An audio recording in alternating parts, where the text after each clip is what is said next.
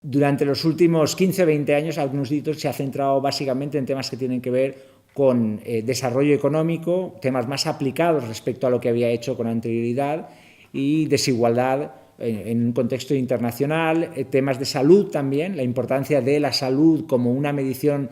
adicional a la renta junto con otros factores, y luego también sobre cuestiones de ayuda al desarrollo. Por lo tanto, yo creo que hay tres puntos muy importantes en la última fase, digamos, de su carrera profesional, que continúa. De hecho, en estos momentos hay una polémica en el New York Times a raíz de un artículo que salió publicado en PNAS de Deaton recientemente, hace un mes o así. Por tanto, uno de los temas sería la relación que existe entre las estadísticas de la contabilidad nacional y las estadísticas de las encuestas. Por ejemplo, en el caso español, nosotros muchas veces decimos que en la actualidad el crecimiento que se ve en la contabilidad nacional, la economía crece muy rápido en la contabilidad nacional, sin embargo, se dice, pero esto no está llegando a las familias. Esto no está llegando a las familias porque las encuestas no reflejan ese crecimiento, ¿no? Este es uno de los temas que Agnus Deaton ha tratado en su carrera profesional. ¿Cuál es la relación entre, por ejemplo, el consumo per cápita, tal y como lo miden las encuestas, y el consumo per cápita, tal y como lo mide la contabilidad nacional? Y lo que él ha encontrado es que la contabilidad nacional, en el consumo per cápita, da valores que son bastante superiores a los que dan las encuestas que se realizan a la gente normalmente para estas mediciones. Por lo tanto, él investigó sobre cuáles eran los motivos de que se produjeran estas discrepancias y llegó a la conclusión de que hay problemas de tipo estadístico en las encuestas que hacen que, digamos, no se produzca esta conexión entre los datos macro, los datos de la contabilidad nacional, y los datos más micro, que serían los datos de las encuestas. Aunque también es verdad que la contabilidad nacional pues tiene sus imperfecciones. Por lo tanto, una parte muy importante del trabajo de Deaton, que yo creo que tiene gran relevancia, es justamente este intentar enlazar los datos macro con los datos micro y por qué no encajan de forma muy precisa. En el caso español, por ejemplo, tenemos grandes discusiones sobre cuál es la evolución pues, del PIB, ¿no? A veces en el año 2011, por ejemplo, decíamos el PIB crece a un sólido 0,7%, que luego fue revisado al 0,4%, que luego fue revisado al 0,1% y que la última revisión de hace 2 meses lo deja en el menos 1%. Por lo tanto, de alguna manera las estadísticas hay que tomárselas, las estadísticas económicas, incluido el PIB, hay que tomárselas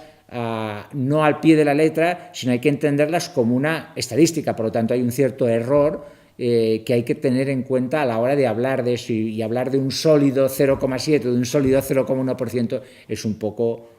una tontería, no tiene mucho sentido, ¿no?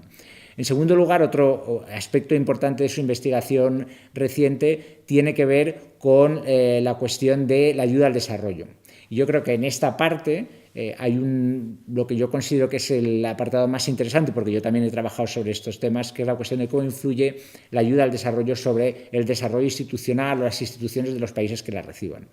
Y Agnus Deaton lo que dice es que, ojo, porque muchas veces un aumento muy grande de la ayuda al desarrollo, una cantidad excesiva de ayuda al desarrollo para la capacidad de un país de canalizarla correctamente, puede ser perjudicial desde el punto de vista institucional. Quiere decir que las instituciones se ven perjudicadas, la calidad democrática se ve perjudicada, y por lo tanto esto puede favorecer situaciones de pues, corrupción, situaciones que lo que hacen es tener un efecto negativo sobre el país en lugar de ese efecto positivo que se supone siempre que tiene la ayuda internacional. Por lo tanto, digamos que en cierta medida los países donantes tienen la mejor voluntad del mundo, pero sin embargo sabemos que incluso con la mejor voluntad se pueden producir efectos negativos en lugar de los efectos deseados, ¿no? Por lo tanto, este es un aspecto que yo creo que es interesante y yo creo que podemos trasladar también al caso español. En el caso español, España está recibiendo durante mucho tiempo ayudas del Fondo Social Europeo y del FEDER en cantidades muy grandes, que era muy difícil de gastar. De hecho, los programas operativos muchas veces no conseguían, con inversiones que eran razonables, cumplir todos los objetivos, y pues bueno, pues lo que se decía es, bueno, pues vamos a añadir más, otra desaladora, otra carretera, otra tal, para cubrir lo que sería toda esa cantidad que el FEDER podría cofinanciar. Y de esta manera lo que sucedía es que estábamos generando una situación en la cual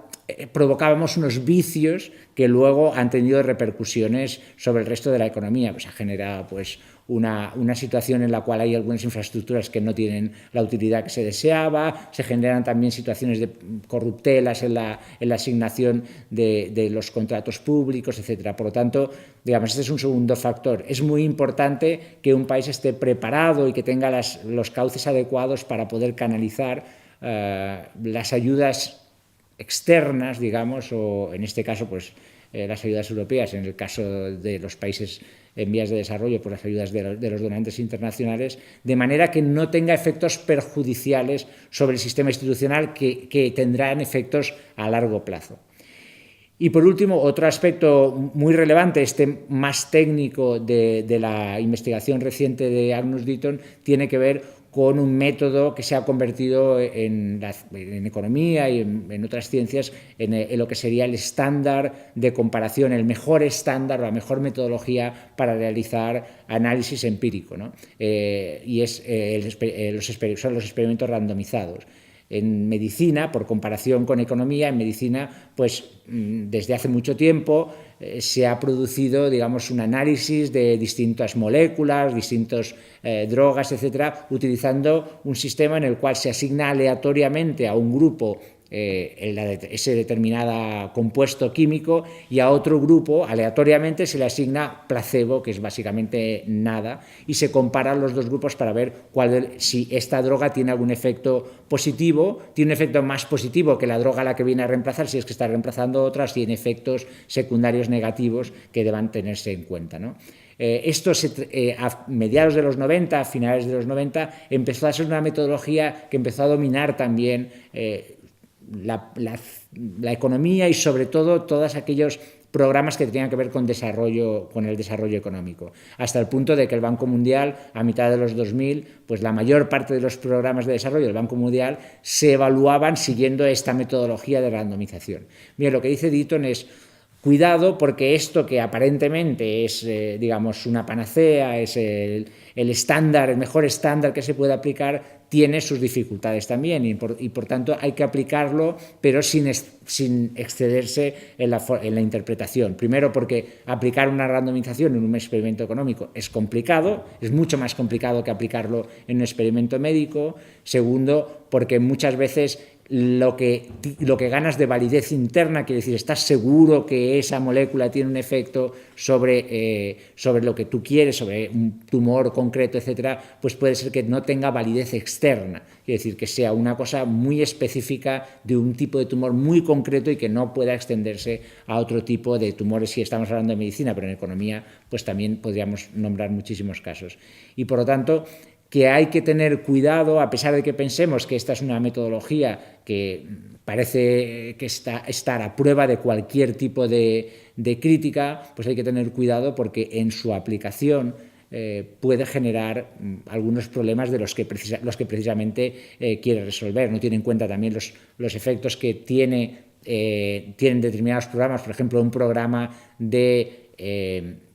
formación de desempleados o de formación de gente con un nivel educativo bajo que se hace en una determinada localidad, pues no tiene efectos macroeconómicos, no afecta más que a la población, a una pequeña parte de la población de una localidad, pero cuando ese programa lo amplías y lo haces un programa nacional, pues eso tiene efectos que van más allá de los que son simplemente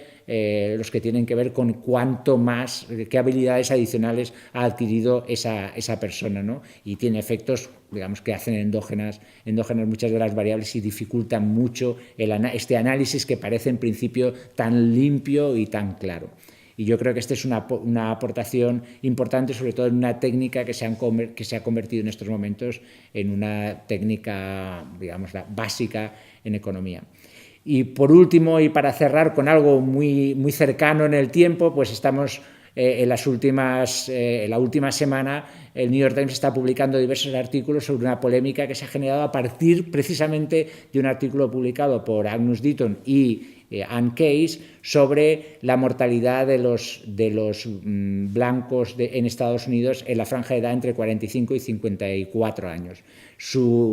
Lo que han descubierto, buscando otra cosa, como muchos de estos descubrimientos suceden, buscando otra cosa, han descubierto que en esa franja de edad los blancos americanos, sobre todo los que tienen un nivel educativo hasta bachillerato o menor, el correspondiente al bachillerato español o menor, tienen unas tasas de mortalidad que en el tiempo, en los últimos 10 años, en lugar de caer, han aumentado, lo cual es muy raro porque es contrario a lo que sucede en muchos otros países y contrario a lo que venía sucediendo en el caso de Estados Unidos durante los años anteriores. La evaluación de ese aumento de la mortalidad supone aproximadamente 500.000 muertes más de las que se habían producido si la tendencia a la disminución de la tasa de mortalidad en ese grupo de edad se hubiera mantenido. Y eso se puede equiparar más o menos a todas las muertes que se han producido por el SIDA en los últimos, desde que comenzó la epidemia del SIDA. Por lo tanto, estamos hablando de un efecto muy grande en un grupo de población muy concentrado.